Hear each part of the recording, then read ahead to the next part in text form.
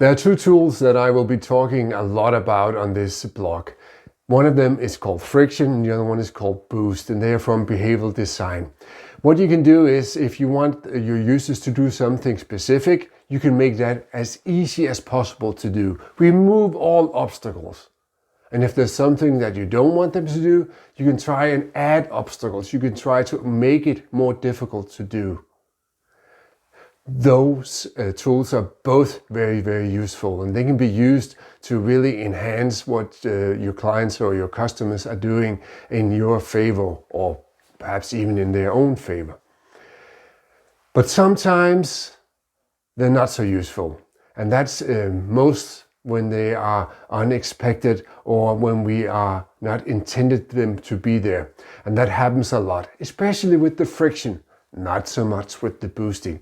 And today I will be talking about one of those frictions.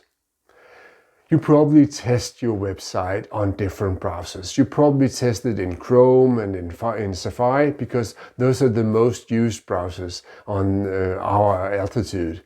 But maybe you should test them in other browsers as well. And here I'm not thinking about Firefox. I'm thinking about some browsers that you probably never even think about. But if you are sharing your link on social media, either Facebook or Instagram or LinkedIn, what will happen if your users are using the app on their mobile phones is it will open up in an in-app browser. So LinkedIn and Meta has built their own browser in their apps. And if you click the link, it will open in there, so you won't see the real thing. And that is not so good. That is actually pretty bad, at least sometimes. I have an example here. It's from a good friend of mine, and he has a shop where he sells 100% sustainable products. So they're very good for the environment and everything. So he made a new website. He posted it on LinkedIn and he said, "Look at my new website, 100% sustainable products." So I clicked the link because I wanted to see it, and it opened up in the in-app browser because I was on my mobile phone, as most users are. And the H1, the most important message, it said 0% sustainable.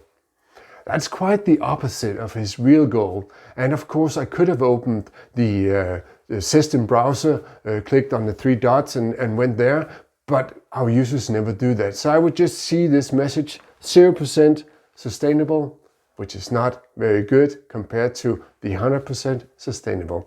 It's a small error, it's just an example. Remember to check all the browsers, even the ones that you're not thinking about. And I think here mostly about the browsers from LinkedIn or Meta, because they can alter your message if they are not checked. So you do that.